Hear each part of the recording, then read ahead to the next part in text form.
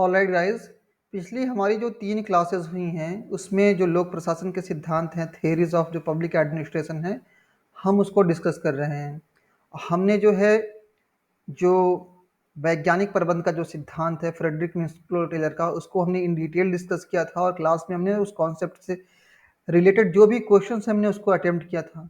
तो वैज्ञानिक प्रबंध का जो सिद्धांत है, साइंटिफिक मैनेजमेंट का जो कॉन्सेप्ट है, उसको हमने कवर कर लिया था। और हम यहाँ पे फिर उसके बाद क्लासिकल जो थ्योरी है, जिसको हम पारंपरिक सिद्धांत भी कहते हैं, ट्रेडिशनल थ्योरी भी कहते हैं, तो इन कॉन्सेप्ट को हम डिस्कस कर रहे थे। और इस कॉन्सेप्ट में हम हेनरी फेयोल को डिस्कस कर और उर्वी को जो है लूथर गुलिक और उर्वी को डिस्कस कर चुके हैं। डिस्कस इन द सेंस कि इनके जो सिद्धांत हैं, इनकी जो थेरीज हैं, हमने उसको इंक्लूड कर लिया है हमारे वीडियोस में। ये हमारी प्लेलिस्ट है यूट्यूब पे, आप यहाँ से जा करके देख सकते हैं। और हमने आपको नोट्स ऑलरेडी ग्रुप में हिंदी और इंग्लिश दोनों भाषाओं में आपको प्रोवाइड कर दिए हैं, उपलब्ध करा दिए हैं। तो आप देखिए एग्जाम का जो पैटर्न है, उसमें जो एग्जामिनर है वो इन डेप्थ जाकर के क्वेश्चन को सेट कर रहा है। और अगर आपके जो नोट्स हैं वो सिर्फ ऊपरी ऊपरी तौर पे बने हुए हैं, जो सब्जेक्ट मैटर को थोड़ा सा टच करते हैं और आगे बढ़ जाते हैं, तो बहुत मुश्किल है कि आप उस तरह के क्वेश्चन को अटेम्प्ट कर पाएंगे।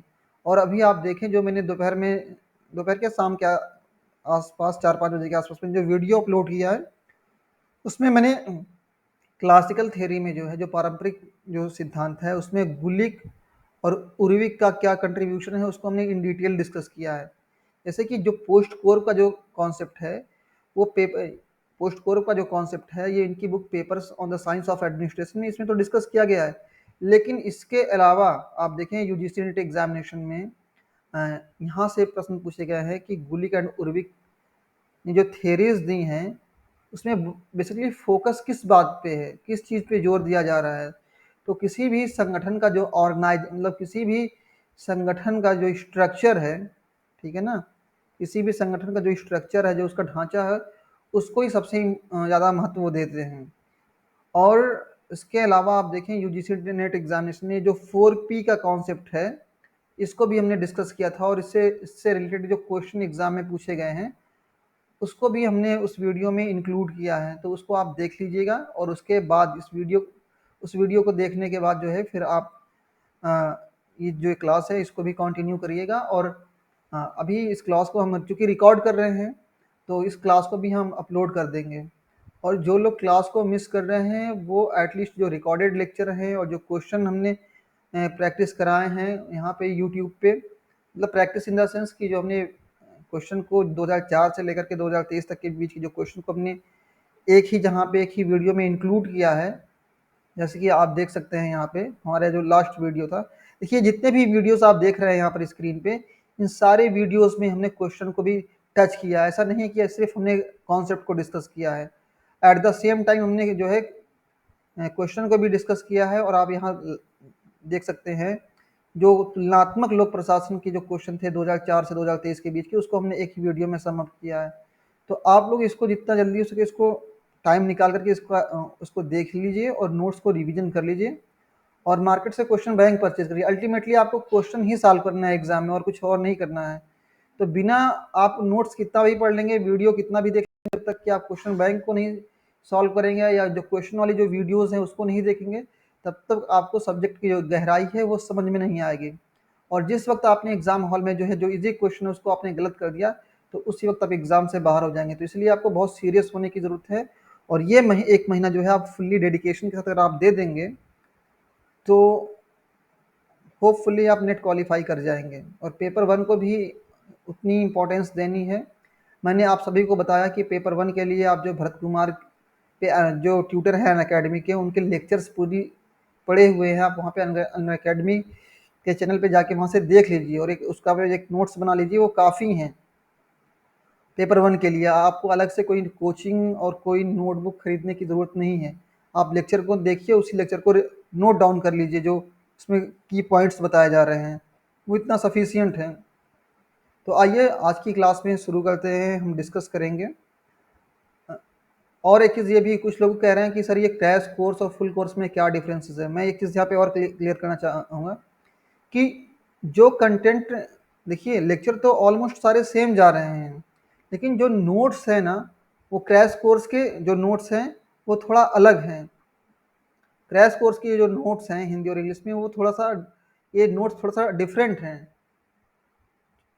देखिए, क्रैश कोर्स के जो नोट्स होते हैं, क्रैश का मतलब ये कि आप इन शॉर्ट आप चीज़ें डिस्कस करना है। तो क्रैश कोर्स में वही चीज़ें हैं जो आप कम टाइम में, अगर आपके कॉन्सेप्ट क्लियर हैं तभी वो चीज़ें आपको हेल्प भी करेंगी। और फुल कोर्स में क्या है कि हम सारे लेक्चर्स आपको 6 महीने तक कंटिन्यू करेंगे। जो जैसे कि आप देख रहे हैं, लगभग सारी बातें तो सेम ही है कि यहाँ पे लाइव क्लासेस आपको मिलेंगी गूगल मीट पे, और ये नोट्स हैं आपके प्रीवियस ईयर के क्वेश्चन पेपर का जो एनालिसिस हम करते हैं, डाउट सेशन है हमारा हर एक क्लास के बाद में। लेकिन नोट्स जो है उसमें डिफरेंट है, मतलब ये जो, जैसे कि ये जो नोट यहाँ पे आप देख रहे हैं अभी, जैसे कि हमने ग्रुप में सेंड किया, वो फुल कोर्स के नोट हैं। और क्रैश कोर्स के जो है नोट्स वो डिफरेंट है, और हमने फी इतनी भी ज़्यादा नहीं रखी कि कोई अफोर्ड ना कर सके। तो आइए शुरू करते हैं। आ, ये जो क्लासिकल थ्योरी है, क्लासिकल थ्योरी में जो है मूने और रैली का क्या कंट्रीब्यूशन है। अभी तक हमने जो है, हमने किसको डिस्कस किया क्लासिकल थ्योरी में? हमने हेनरी फेयोल को डिस्कस कर लिया था, हमने गुलिक और उर्विक को डिस्कस कर लिया था।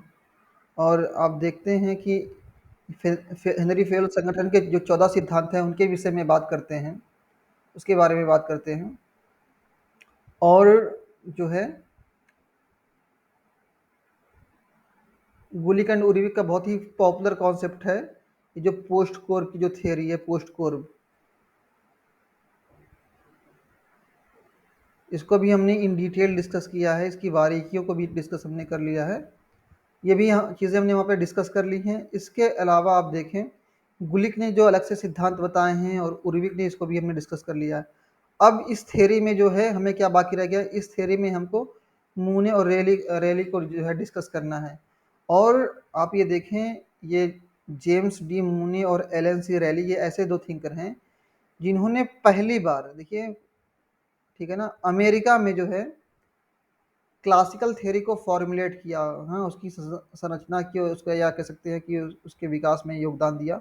और 1931 में उन्होंने एक बुक लिखी थी जिसका नाम था ऑनवर्ड इंडस्ट्री। इसी बुक में जो है उन्होंने अपने जो है, जो एडमिनिस्ट्रेशन की जो थ्योरीज है, जो प्रशासन के सिद्धांत हैं, उसको डिस्कस किया। और बाद ही में जो है इन्होंने इसी बुक को ऑनवर्ड इंडस्ट्री को 1939 में सेम बुक को एक अलग टाइटल के साथ द प्रिंसिपल ऑफ ऑर्गेनाइजेशन के नाम से पब्लिश किया। और इसी बुक में इन्होंने संगठन के सिद्धांत के बारे में, जो इनकी जो थियरी ऑफ एडमिनिस्ट्रेशन है,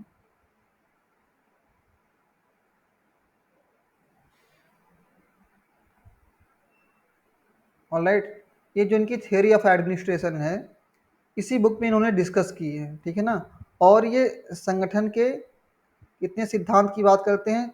4 सिद्धांत की। अगर हम चीज़ों को सम अप करें जो अभी तक हमने डिस्कस किया है, तो जो हेनरी फेयोल हैं, हेनरी फेयोल, फेयोल संगठन के 14 सिद्धांत की बात करते हैं। गुलिक और उर्विक जो है, ये संगठन के 7 सिद्धांत की बात करते हैं। इसमें आप अपने पोस्ट कॉर का सिद्धांत पढ़ा होगा। और ये जो मूने एंड रैली हैं, इस संगठन में के सिर्फ 4 सिद्धांत की बात करते हैं।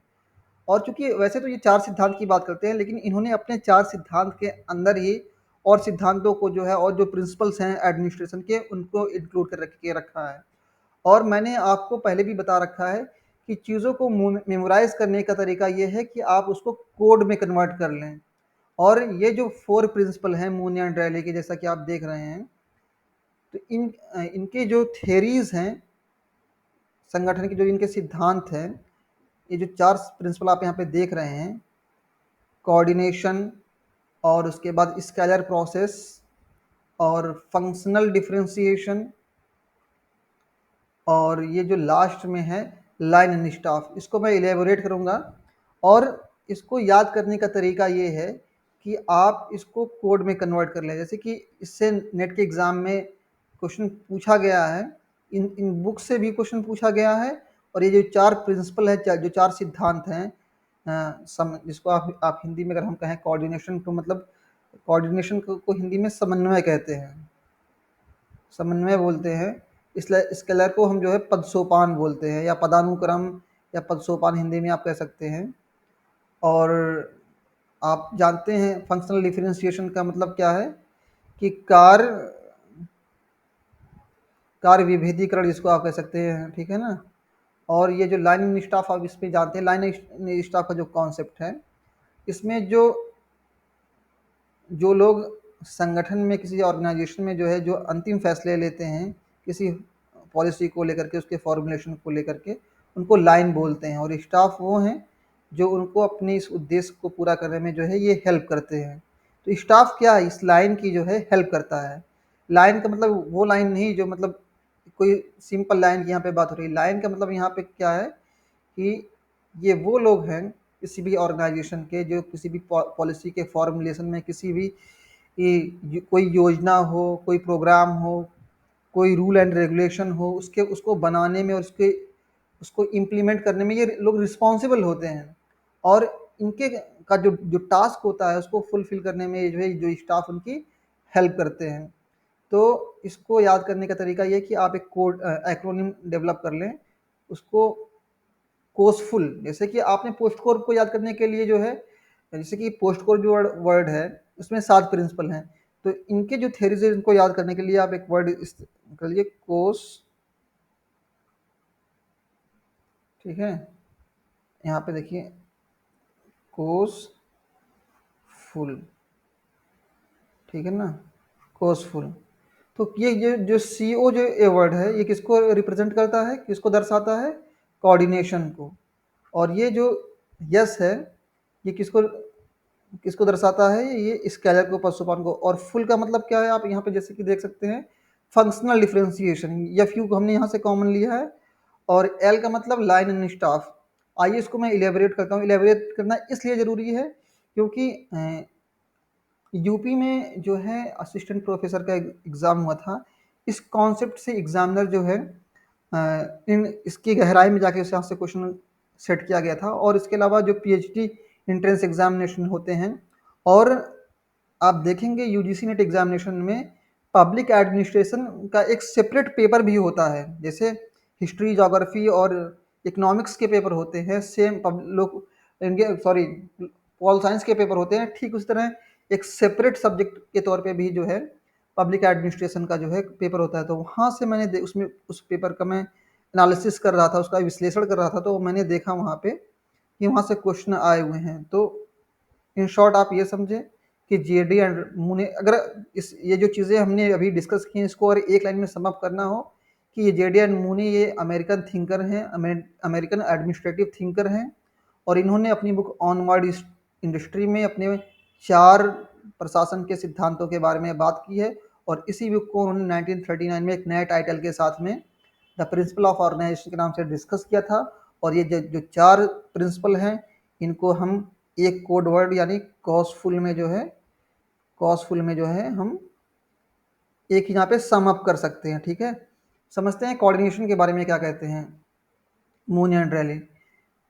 कोऑर्डिनेशन का मतलब होता है हिंदी में इसको कहते हैं समन्वय। वो कहते हैं कि जो समन्वय है क्या है, कि ये किसी भी संगठन का जो है फर्स्ट प्रिंसिपल है। क्या है कि पहला सिद्धांत है।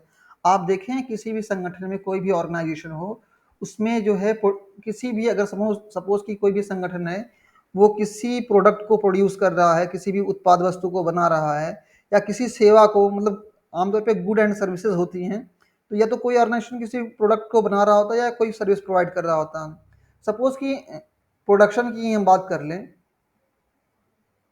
तो जो ऑर्गेनाइजेशन किसी भी प्रोडक्ट को बनाता है तो प्रोडक्शन में कई प्रोसेस होती हैं। उसको मैन्युफैक्चरिंग करना, सपोज जो उसका रॉ मटेरियल है उसको इंपोर्ट करना, उसको बनाने के लिए जो है जो मशीनरी हमको चाहिए, जो मशीन चाहिए उसको इंपोर्ट करना, उसके बाद उसको कैसे पैक करना है, उसकी हाँ उसको कैसे डिस्ट्रीब्यूट करना है, कैसे सेल करना है, और कैसे इन सारी चीज़ों का एक डाटाबेस तैयार करना है। कि और क्योंकि ये अलग अलग एक्टिविटीज़ हैं, मैन्युफैक्चरिंग की अलग है, उसकी सेल की अलग है, डिस्ट्रीब्यूशन की अलग है, सप्लाई की अलग है। तो ये एक ही संगठन में एक ही काम को करने के लिए कई स्टेजेस हैं। तो कौन से स्टेज को पहले करना है, कैसे परफॉर्म करना है, और ये चीज़ें रिपीट ना हो, इसके लिए जो है मून एंड रैली कहते हैं कि कोऑर्डिनेशन जो है संगठन का पहला प्रिंसिपल है, पहला सिद्धांत है। और इस प्रिंसिपल के अंदर और भी कई प्रिंसिपल जो है शामिल हैं। कोऑर्डिनेशन में क्या होता है कि चीज़ें रिपीट ना हो, काम का जो है दोहराव ना हो। और ये कहते हैं कि ये अपने आप में एक ऐसा संगठन मतलब सिद्धांत है जिसके अंदर कई और सारे जो प्रिंसिपल है वो इंक्लूड हैं, वो समाहित हैं। ठीक है, और वो कौन कौन से हैं, थोड़ा सा आप यहाँ पे देखें कि ये क्या क्या कर रहे हैं कि ये within itself other principle which are subordinate to its and through which it operates. देखिए, जैसे कि कोई भी ऑर्गेनाइजेशन होता है, कोई भी संगठन होता है, तो उसमें क्या है कि जो रिस्पॉन्सिबिलिटी है, आम अभी आपने जो पिछली क्लास हमारी थी उसमें आपने देखा कि जो वर्क था, जो काम था, एक मिनट, और जो रिस्पॉन्सिबिलिटी थी, इसको इसके डिवीज़न की बात हुई थी। इसके इसको डिवीज़न करने की बात हुई किसके बीच में, जो जो वहाँ पे मैनेजर हैं, जो मैनेजमेंट है उनके बीच में, जो वर्कर हैं इनके बीच में। और उन सारे फंक्शन में जो सबसे इंपॉर्टेंट फंक्शन, जैसे कि और भी हम देखते हैं कि जो ये कोऑर्डिनेशन का जो फैक्टर है, ये या फिर जो तत्व है, वो सारे थिंकर जितने भी हैं ऑलमोस्ट, चाहे वो हेनरी मतलब आप देखें पोस्ट कोर में भी आपको जो कोर में आप सीईओ देखते हैं, वहाँ भी जो है कोऑर्डिनेशन है। इवन आप और भी जो थिंकर्स आप देखेंगे, जो आप बात करते हैं संगठन के सिद्धांत की, वो भी कोऑर्डिनेशन को एक इम्पॉर्टेंट चीज़, एक इम्पॉर्टेंट प्रिंसिपल मानते हैं। और ये कहते हैं कि ये जितने भी मतलब एक्टिविटीज़ हैं किसी भी ऑर्गेनाइजेशन की, इनको तय करने का काम जो है वो कोऑर्डिनेशन के ज़रिए से ही होते हैं। तो कोऑर्डिनेशन का मतलब क्या है कि इन चीज़ों को तय करना कि जो एक्टिविटीज़ हैं इसमें से हमको कौन से पहले करनी है, कौन से बाद में करनी है, हाँ, और कैसे इनके बीच में हमको तालमेल बैठाना है। तो सही मायने में जो है किसी भी ऑर्गेनाइजेशन के अंदर जो है किसी भी एक्टिविटी की जो शुरुआत है और जो उसका अंत है, मतलब वो उस एक्टिविटी को, उस काम को जो फिनिश करने की जो प्रोसेस है वो कैसे है, वो ऐसे ही है ना कि मतलब चीज़ों को जो काम करने का जो बेस्ट पॉसिबल मेथड मैनर है, उसी को फॉलो करते हुए जो है उस टास्क को जो है पूरा करना है, फुलफिल करना है। और दूसरा जो प्रिंसिपल उन्होंने बताया है वो स्केलर प्रोसेस। स्केलर प्रोसेस का मतलब आप देखें कि आप जब आप संगठन के सिद्धांत पढ़ेंगे तो उसमें एक टर्म आता है, एक प्रिंसिपल आता है, हायरार्की। इसको हिंदी में पदानुक्रम या पदसोपान कहते हैं। और ये भी देखिए, जो पदसोपान का ये जो आप देखें, जितने भी फॉर्मल ऑर्गेनाइजेशन होते हैं, जैसे कि आप सपोज़ कि आप किसी भी डिस्ट्रिक्ट में आप देख लें, ऑर्डर देख लें, जो जैसे सपोज़ कि डिस्ट्रिक्ट में जो है, सपोज़ कि जो लॉ एंड ऑर्डर का जो काम है, वहाँ जैसे कि जो नागरिकों की सुरक्षा है, सपोज़ कि उसके लिए उस सिटी का जो है, उस डिस्ट्रिक्ट का जो एसपी है वो रिस्पॉन्सिबल है। लेकिन हम देखते हैं कि यहाँ पे एक चेन है, मतलब एसपी है, ठीक है ना, सीईओ है, एसएचओ है, एसआई है, अल्टीमेटली क्या कि यहाँ पे कांस्टेबल है। तो यहाँ पे एक पूरा एक चैन ऑफ कमांड है, मतलब एक क्रम है, यहाँ से आदेश जो चलता है और हर एक लेवल पे उसको जो है फॉलो किया जाता है। और फिर ये लोग क्या है कि यहाँ से फिर ये जो है काम का क्या स्टेटस है इसके अकॉर्डिंग ये रिपोर्ट करते हैं। तो ये जो स्केलर प्रोसेस है, यहाँ से क्वेश्चन पूछा गया था। आमतौर पे हायरार्की जो है एक संगठन का एक जो है एक one of the most important principal है। और इसके लिए जो है हायरार्की के लिए, पद सोपान के लिए जो है मूनी एंड रैली जो है वो एक स्पेशल टर्म यूज़ करते हैं, स्केलर प्रोसेस। बात एक ही है, पद सोपान जिसको हिंदी में कहते हैं, लेकिन इन्होंने एक नए नए शब्द का इस्तेमाल किया है, मतलब शब्दों का हेर फेर है। तो स्केलर प्रोसेस अगर आपके सामने कभी भी एग्जाम में दिखे, यहाँ से क्वेश्चन, अभी हम जब इस कॉन्सेप्ट को कंप्लीट कर लेंगे तो इससे रिलेटेड, मतलब जो क्लासिकल थ्योरी है, इससे रिलेटेड जो भी क्वेश्चंस हैं उसको भी हम अटेम्प्ट करेंगे आज की क्लास में। और आपको उससे एक आइडिया हो जाएगा कि एग्जाम में किस तरह के क्वेश्चन पूछे गए हैं। तो आमतौर पे ये जो स्केलर प्रोसेस है वो क्या है, वो अपने आप में जो है पद सोपान है, जहाँ पे पदों का एक अनुक्रम है और सारे जो पद हैं वो ऊपर से नीचे तक सिर, मतलब कह सकते हैं कि डिफरेंट स्टेजेस पे जो है उसको उनको ऑर्गेनाइज किया गया है। और जो चेन ऑफ कमांड है वो ऊपर से नीचे की तरफ आदेश आता है और लोग जो है उसके लिए बाउंड है कि इसको, इस आदेश को मानने के लिए जो है वो बाध्य हैं। और जितने भी फॉर्मल ऑर्गेनाइजेशन हैं, जितने भी और औपचारिक संगठन हैं, वो इसी पैटर्न को फॉलो करते हैं। यहाँ से अथॉरिटी जो है अपनी पावर को एक्सरसाइज करती है और हर एक लेवल पे, जैसे कि सपोज कि किसी डिस्ट्रिक्ट में चोरी हो गई, तो जो वहाँ का डिस्ट्रिक्ट का एसपी है उसने कह दिया कि जितने भी चेक पोस्ट हैं उनको आप जो है उस पर आप चेकिंग करिए। तो अल्टीमेटली ये थोड़ी ना कि एसपी यहाँ पे आके वो चेकिंग कर रहा है, हर एक चेक पोस्ट पे अल्टीमेटली जो कांस्टेबल है वही तो सारी चीज़ों को इम्प्लीमेंट करने का काम करता है। और आप देखें कि जो अगर एडमिनिस्ट्रेशन की बात करें तो दो तरह के एडमिनिस्ट्रेशन होते हैं, एक लो एडमिनिस्ट्रेशन, एक हाई एडमिनिस्ट्रेशन। लो एडमिनिस्ट्रेशन में क्या है कि जो लोग ग्राउंड पे काम कर रहे हैं उनके एक्टिविटीज़ को मैनेज किया जाता है। और हाई एडमिनिस्ट्रेशन का मतलब ये है कि ये जो एडमिनिस्ट्रेटर हैं, जो प्रशासक हैं, वो कैसे सारी गतिविधियों के बीच में जो है कोऑर्डिनेशन को इस्टेब्लिश करें, कैसे उनके बीच में जो है वो इंटीग्रेशन को ला सके, कैसे उनके बीच में जो है वो एकीकरण को कर सके। इंटीग्रेशन मतलब उनके बीच में जो है एकीकरण कर सके, हाँ, सारी प्रणाली को जो है एकीकृत कर सके। और देखें आप ये बात करते हैं मूनी एंड रैली, जो देखिए यहाँ पे लिखा हुआ है hierarchy in organization design and called it scalar process, मतलब बात वही सोपान की, उन्होंने एक स्पेशल टर्म किया है। मैंने बताया कि सुप्रीम अथॉरिटी को एक्सरसाइज किया जाता है, सेम वही बात लिखी है। अब ये कह रहे हैं यहाँ पे मतलब ये जो दे वर्ड आया है दोनों के लिए, मतलब मूनी एंड रैली के दोनों के लिए आया है। वो कहते हैं जो स्केलर प्रोसेस है इसके भी अपने खुद के कुछ सिद्धांत हैं, कुछ प्रिंसिपल हैं, कुछ प्रक्रियाएं हैं और कुछ प्रभाव हैं। मतलब कुछ प्रिंसिपल हैं, कुछ प्रोसेस हैं, कुछ इफेक्ट है, उसके प्रभाव हैं।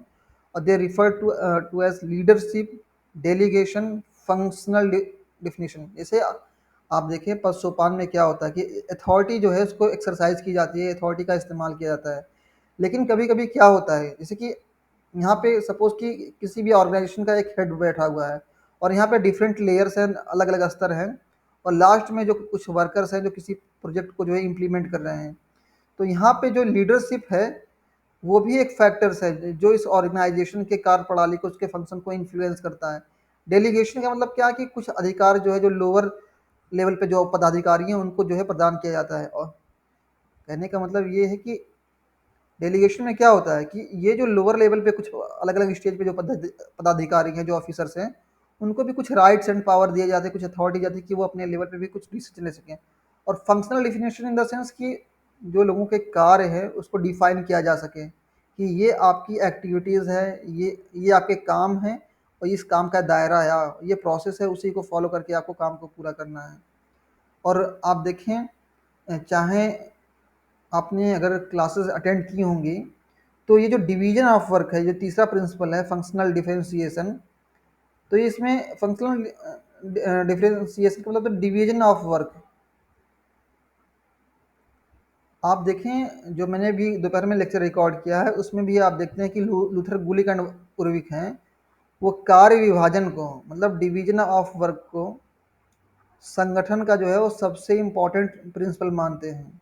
क्यों? इससे क्या होता है कि इससे उस ऑर्गेनाइजेशन के अंदर क्या है कि क्या होता है कि स्पेशलाइजेशन आता है किसी कार्य को लेकर के। जैसे कि सपोज कि कोई ग्रुप ऑफ वर्कर है, किसी एक पर्टिकुलर काम को वो कॉन्टिन्यूसली वो परफॉर्म कर रहे हैं, तो इससे क्या होगा कि उस यूनिट के अंदर में क्या है कि कार्य को लेकर के मतलब स्पेशलाइजेशन डेवलप होगा, और वो अपनी एक्टिविटीज़ को जो है और अच्छे तरीके से जो है परफॉर्म कर सकेंगे।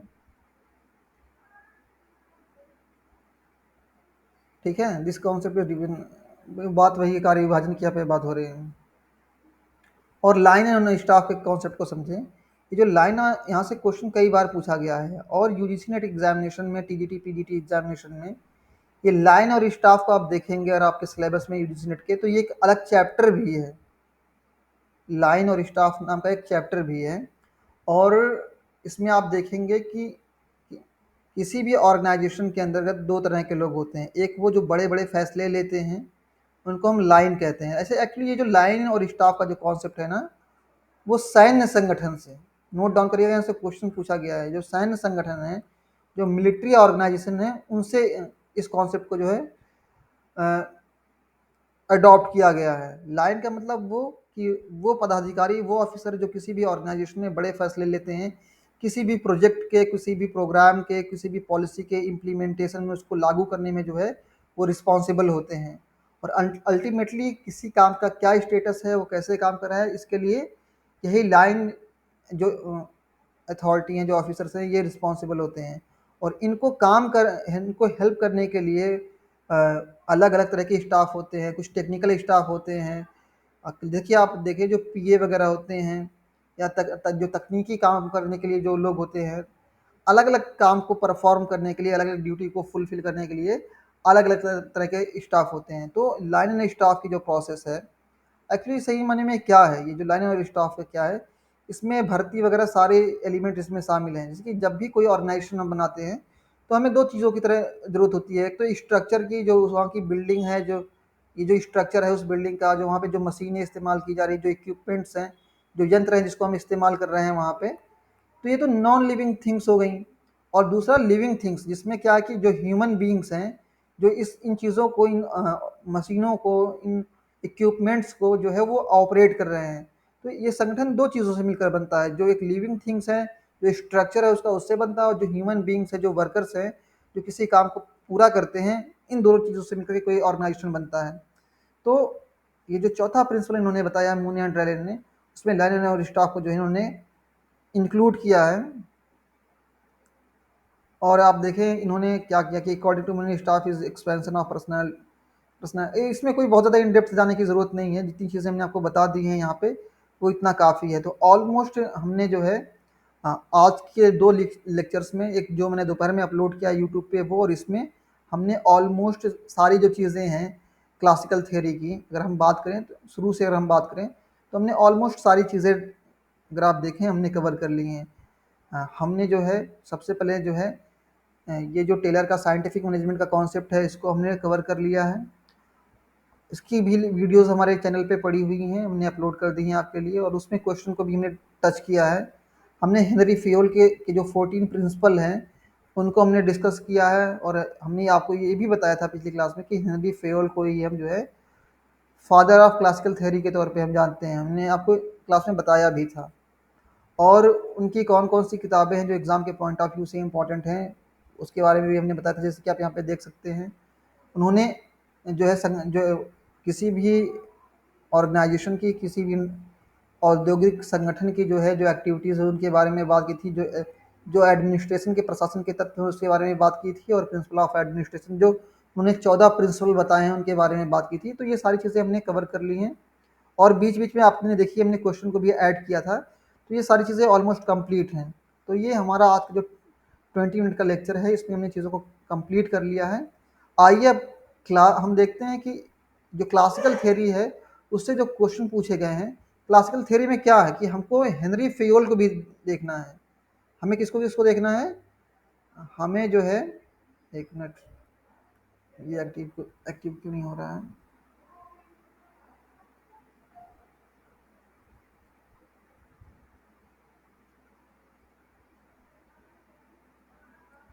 अब चूंकि क्लासिकल थ्योरी के बारे में हम डिस्कस कर रहे हैं, तो क्लासिकल थ्योरी में तीन थिंकर्स हैं।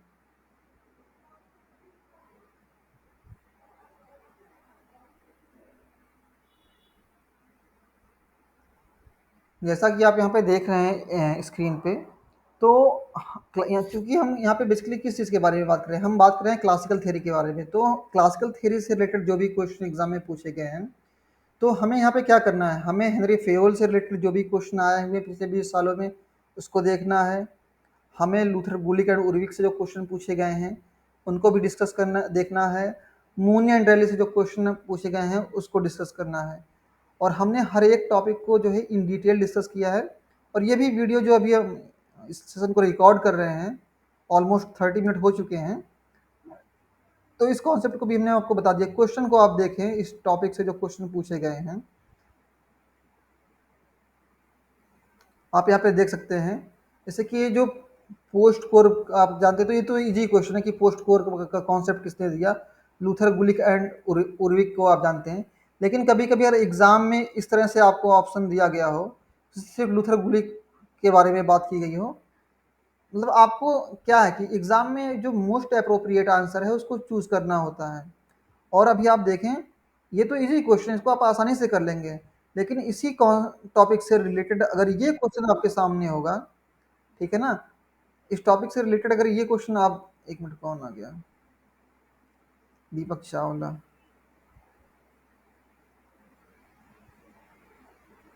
आप यहाँ पे जैसा कि देख रहे हैं, ये जो क्वेश्चन है, ये इतना इजी भी क्वेश्चन नहीं है। इस क्वेश्चन को हम टफ क्वेश्चन की कैटेगरी में रखेंगे। यहाँ पे देखिए क्या इसमें, इस क्वेश्चन में क्या किया गया है कि अलग अलग थिंकर के कॉन्सेप्ट्स को जो जो है यहाँ पे इंक्लूड किया गया। जैसे कि यहाँ पे देखें, in working out organisation principles Gulick was influenced by Fayol's 14 principle. मैंने आज जो सेशन रिकॉर्ड किया है उसमें मैंने आपको बहुत क्लियरली मेंशन किया है। अगर आप नोट्स को देखेंगे, ये नोट्स आप अपने आप में इतने सेल्फ सफिशिएंट हैं कि अगर आप उनको पढ़ेंगे तो आपको एक आइडिया हो जाएगा कि इस नोट्स को जो है यूं ही नहीं डिज़ाइन किया गया है, बल्कि इस पे जो है काम किया गया है, और जो सारे क्वेश्चन पूछे गए हैं पिछले 20 सालों में उनको इंक्लूड किया गया है, ताकि एग्ज़ाम में देखिए मैंने क्लियरली यहाँ पे मेंशन कर दिया गया है कि ये जो दो थिंकर्स हैं कौन कौन है, लूथर गुलिक एंड उर्विक। इन्होंने क्या किया है कि हेनरी फेयोल के जो आइडियाज़ हैं, जो उनके विचार हैं, इनको जो है और इलेबोरेट किया है किस बुक में, papers on the science of administration. तो देखिए यहाँ से क्वेश्चन, देखिए जो चीज़ें अंडरलाइन की गई हैं यहाँ से क्वेश्चन है, बुक से भी ऑलरेडी क्वेश्चन पूछे जा चुके हैं, और यहाँ पे हर एक जहाँ पे मैंने क्लियरली मेंशन किया कि यहाँ से क्वेश्चन पूछे गए हैं। तो आप नोट्स को पे फोकस करिए, उसी को देखिए, और ये देखिए क्वेश्चन के नेचर को देखिए ना। आप तो जानते हैं कि हेनरी फेयोल ने संगठन के 14 प्रिंसिपल दिए, लेकिन यहाँ पे बात कुछ अलग कही जा रही है कि जो है गुलिक जो हैं फेयोल के 14 प्रिंसिपल से इंस्पायर हैं। बिल्कुल सही बात है।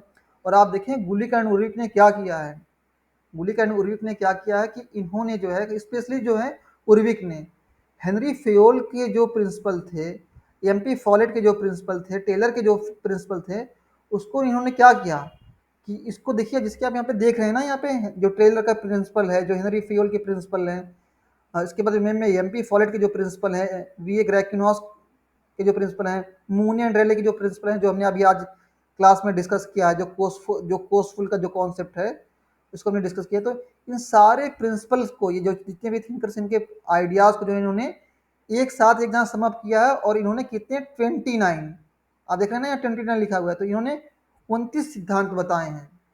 बाद में 1943 में, ये तो शुरू में जो पोस्ट कोर का जो आइडिया था ये 1937 का है, लेकिन बाद में हम देखते हैं 1943 में ये कुछ नए प्रिंसिपल जो है इनके बारे में बात करते हैं। और आपको इन्होंने ये भी बताया था कि 1900 से लेकर के 1950 के बीच में जो है क्लासिकल थ्योरी का जो है इवोल्यूशन हुआ है। तो लगभग ये 40 ईयर का पीरियड है जिसमें जो है सिद्धांत का विकास हुआ है। और आप देखिए पूरी लिस्ट हमने आपको ये 29 के 29 पूरे principle, hardly you can find in any book. इस ये जो आप देख रहे हैं प्रिंसिपल आपको बहुत मुश्किल से मिलेंगे कि एक ही वीडियो में या फिर एक ही नोट्स में आपको सारी चीज़ें मिल जाए, और मैंने आपको एक ग्रुप में सेंड किया है। तो देखें ये दो स्टेटमेंट तो बिल्कुल आपके पूरे देखिए ये तो सेटिस्फाई हो गया। दूसरा ये देखिए, ये कॉन्सेप्ट की गहराई में जाके के बात कर रहे हैं। Urwick warns against use of committees for the purpose of administration. देख रहे हैं ना यहाँ पे कि उर्विक ने क्या किया कि सचेत किया लोगों को, किसके लिए, यूज ऑफ कमिटीज के लिए, for the purpose of administration. तो ये भी स्टेटमेंट आप देखिए। फिर ये जो तीसरा स्टेटमेंट आप देखिए कि गुलिक, जो लूथर गुलिक हैं, give no regard to the base on which work may be divided. तो यहाँ पे किसके बारे में बात कर रहे हैं, ये बात कर रहे हैं बेस के बारे में। देखिए यहाँ पे बेसिस लिखा हुआ है ना। तो 4P क्या है, ये जो 4P का जो हमने कॉन्सेप्ट डिस्कस किया है, आप चाहें ये जो हिंदी में नोट्स हैं या इंग्लिश में नोट हैं, ये 4P का कॉन्सेप्ट क्या चीज़ है आप देख रहे हैं ना। ये पर्पस, प्रोसेस, पर्सन, प्लेस, ये क्या है, ये संगठन के बेस हैं। ये आधारभूत, मतलब ये आधार है सिद्धांत के, और इन्हीं के आधार पे जो है, इन्हीं के बेस पे जो है, इन्हीं के ग्राउंड पे जो है किसी भी ऑर्गेनाइजेशन का जो है फॉर्मेशन किया जाता है, उसको बनाया जाता है। और आप देखें लूथर गुलिक एंड उर्विक का जो मानना ये है कि किसी भी ऑर्गेनाइजेशन में जो स्ट्रक्चर है वो बहुत मायने रखता है, और इसीलिए हम देखते हैं कि क्लासिकल थ्योरी को जो है, जो क्लासिकल थ्योरी है या जो ट्रेडिशनल थ्योरी है, उसको स्ट्रक्चरल थ्योरी भी कहा जाता है। और यहाँ से भी क्वेश्चन एग्जाम में कई बार पूछे गए हैं। तो ये तो स्टेटमेंट ऑटोमेटिक ये गलत हो गया ना। ये जो आप देख रहे हैं, जो इस यहाँ पे जो स्टेटमेंट 3 था आपका, ये तो बिल्कुल फाउल हो गया। क्यों? क्योंकि ऑलरेडी ये 4P के बारे में बात करते हैं, तो ये स्टेटमेंट गलत हो गया। एग्जाम में आपको क्या करना है, डायरेक्ट आपको आंसर नहीं चूज करना है, जो मोस्ट अप्रोप्रिएट आंसर है उसको चूज़ करना है। तो ये तो बिल्कुल आपका सही हो गया, ये भी सही हो गया, इसको नोट्स में आपको चीज़ मिल जाएगा। और Fayol believe in the principle of unity of command, जो आदेश की एकता है, जो आदेश की एकता, जो यूनिटी ऑफ कमांड का जो कॉन्सेप्ट है, इसमें ये बिलीव करते हैं। आप देखें कि आदेश की एकता का जो कॉन्सेप्ट है, उसको जो है टेलर क्रिटिसाइज करते हैं। जब वो अपने फंक्शनल फोरमैनशिप के आइडिया को देते हैं तो उसको क्रिटिसाइज करते हैं, लेकिन ज़्यादातर जो क्लासिकल थियरिस्ट हैं वो यूनिटी ऑफ कमांड, आदेश की एकता और हायरार्की यानी पदसोपान में जो है बिलीव करते हैं। तो यहाँ पे option first, option second, option third, इस क्वेश्चन में जो एग्जामिनर आपसे क्या पूछना चाहता है, इस क्वेश्चन में एग्जामिनर आपसे ये पूछना चाहता है कि क्या आपको जो जो ऑर्गेनाइजेशन के जो है, जो किसी भी संगठन के जो 4 पीस के जो कॉन्सेप्ट हैं, ये आपको मालूम है कि नहीं मालूम है। तो आप एग्जामिनर के इंटेंशन को भी समझने की कोशिश करें। जिस वक्त ये तो सारे क्वेश्चन मैंने खुद से अपने हाथ से टाइप किए हैं, आप इसमें वाटर मार्क भी देख रहे होंगे क्वेश्चन में। तो मैंने बहुत क्लोजली मैंने चीज़ों को ऑब्जर्व किया है। ये जो मैनेजरियल ये वाले क्वेश्चन है, इसको तो हम पहले ही अटेम्प्ट कर चुके। देखिए यहाँ पे और यूजीसी नेट एग्जामिनेशन में क्या होता है कि क्वेश्चन जो है रिवाइज होते हैं, बस जो टर्मिनोलॉजी है, जो शब्दावलियाँ हैं, उसको चेंज कर देता है। 4P तो ये इजी क्वेश्चन है कि आप जानते हैं गुलिक ने जो है इसको दिया है, ये इजी क्वेश्चन, आप इसको आसानी से अटेम्प्ट कर सकते हैं। तो इसी तरह से और भी सारे क्वेश्चंस हैं। आप देखें ये जो डिफिनेशन आप देख रहे हैं, सैफरिड एंड रसल की जो बुक है पब्लिक एडमिनिस्ट्रेशन की, इसको मैंने अपने अपने जो है टेलीग्राम पे मैंने इसकी जो ये जो थिंकर हैं सैफरिड एंड रसल, इन्होंने क्या किया कि पब्लिक एडमिनिस्ट्रेशन की जो डिफिनीशन है, जो डेफिनेशन है, परिभाषा है पब्लिक एड की, इसको उन्होंने क्या किया है कि 4 बड़ी-बड़ी कैटेगरीज में डिवाइड किया है। कौन-कौन सी? Political, legal, occupational, managerial. और उन्होंने टोटल कितनी जो है परिभाषाएं दी हैं? 18 परिभाषाएं दी हैं और 18 को 4 कैटेगरीज में डिवाइड किए हैं। तो ये जो क्वेश्चन है ये आमतौर पे किसी नॉर्मल बुक में नहीं मिल पाएंगे। तो आपको जो है पेपर का एनालिसिस करना पड़ेगा जो एग्जाम। और आप देखिए प्रीवियस के जो क्वेश्चन हैं वो रिपीट होते हैं, तो आप मार्केट से क्वेश्चन बैंक को परचेज करिए, क्लास को देखिए, जो नोट्स है उसको पढ़िए। और नोट्स में तो हमने उसको बहुत ज़्यादा अपडेट किया है और इसीलिए मुझे टाइम लग रहा है। फिर भी जो है हम अपने साइड से आपको नोट्स प्रोवाइड कर रहे हैं। और आपसे मैं ये कहूँगा कि आप अपना मैक्सिमम टाइम कम डेली कम से कम आप जो है 2 सेट जो है आप दें। 2 सेट कम से कम आप जो है उसको सॉल्व करने की कोशिश करें। अब देखिए यहाँ पे कितना अच्छा इजी क्वेश्चन है ये कि who among the following is not associated with evolving principle of organization, जो संगठन के जो सिद्धांत हैं उसके विकास में किसका योगदान है? तो हेनरी फेयोल, ये भी क्लासिकल थियरिस्ट हैं। ये जो है लिंडन उर्विक जो है ये भी क्लासिकल थिंकर, गुलिक ये भी क्लासिकल थिंकर है। तो एक ही अब यहाँ पे देखिए एल डी वाइट का जो कंट्रीब्यूशन है, इन्होंने लोक प्रशासन की जो पहली पुस्तक है and introduction to the study of public administration, ये बुक कब पब्लिश हुई थी? 1926 में। 1926 में जो है एल डी वाइट की जो बुक है 1926 में पब्लिश हुई थी। उसका टाइटल था an introduction to the study of public administration. ठीक है ना, इसको नोट कर लें, कई बार इस क्वेश्चन बुक को पूछा गया है। तो ये जब इसके इवोल्यूशन में जो है देखिए, आमतौर पे जो पब्लिक एड है उसकी शुरुआत 1887 से होती है। ठीक है, जब यह एक क्या बोलते हैं, जो उड्रो विल्सन है द स्टडी ऑफ एडमिनिस्ट्रेशन नाम का जब ये आर्टिकल लिखते हैं, द स्टडी ऑफ एडमिनिस्ट्रेशन, ठीक है ना, 1887 में उड्रो विल्सन जो है एक आर्टिकल लिखते हैं। और इसी आर्टिकल के साथ ही हम देखते हैं कि लोक प्रशासन को एक डिसिप्लिन के तौर पे इस्टेब्लिश करने की कोशिश की जाती है। और उड्रो विल्सन हो गए, फ्रैंक गुडनो हो गए, वो पॉलिटिक्स और एडमिनिस्ट्रेशन इनको अलग अलग करने की बात करते हैं, इनके डाइकॉटमी की बात करते हैं। ठीक है, तो आप पेपर का एनालिसिस करिए, हम तो यहाँ पे हैं आपकी हेल्प करने के लिए। बाकी और जो चीज़ें हैं वो आपको खुद से देखनी पड़ेंगी। ये पब्लिक प्राइवेट एडमिनिस्ट्रेशन का क्या कॉन्सेप्ट है, इसको हम ऑलरेडी डिस्कस कर चुके हैं। ठीक है,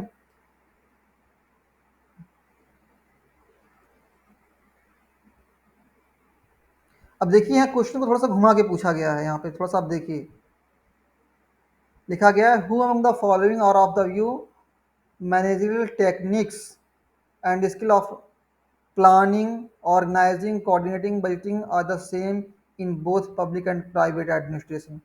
ये जो क्वेश्चन है देखिए, जो क्लासिकल थियरिस्ट हैं, हाँ, उसमें हमने आपको बताया था कि जो है कुछ ऐसे थिंकर हैं जो डाइकॉटमी की बात करते हैं, मतलब डाइकॉटमी इन द सेंस कि वो पब्लिक एंड प्राइवेट एडमिनिस्ट्रेशन में जो है कोई फ़र्क नहीं करते हैं।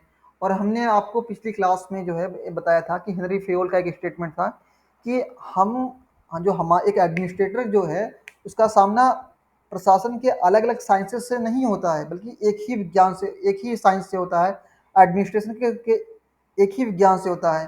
और ये जो एडमिनिस्ट्रेशन के जो प्रिंसिपल हैं अपने आप में यूनिवर्सल हैं, इनको किसी भी तरीके के ऑर्गेनाइजेशन में जहाँ पे किसी भी तरह के एडमिनिस्ट्रेशन को देखा जाता है वहाँ पे इसको अप्लाई किया जा सकता है। उसके अलावा कुछ ऐसे भी थिंकर्स हैं जो पब्लिक एंड प्राइवेट के बारे में डिस्कस करते हैं, और इसके लिए हमने एक स्पेसिफिक वीडियो भी बना रखी है और नोट्स भी हैं, उनको आप देख लीजिएगा। कुछ चीज़ें आप अपने लेवल पे भी जो है उसको चीज़ों को जो है आप करने की कोशिश करें। आपको कोई प्रॉब्लम आती हो, कोई दिक्कत आती हो, बहुत सारे क्वेश्चन हैं यहाँ पे आपके लिए, ठीक है? आपके लिए बहुत सारे क्वेश्चन हैं यहाँ पे। और हमने देखिए 4P का फिर से चीज़ें रिपीट हो रही हैं। ये क्वेश्चन देखिए 4P का जो कॉन्सेप्ट है, तो ये 4P क्या है? अगर कोई आपसे पूछे ये 4P क्या है, तो ये संगठन के बेस हैं, आधार हैं, जिसके ग्राउंड पे किसी भी, देखिए ये 4P क्या है? ये 4P किसी संगठन के आधार हैं।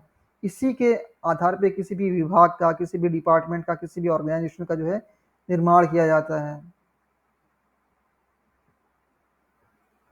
ऑलराइट गाइस, अगर किसी को इस टॉपिक से रिलेटेड जो क्लासिकल थियरी है उससे रिलेटेड कोई डाउट हो, कोई क्वेश्चन हो, तो पूछ सकता है। Otherwise we are done for tonight.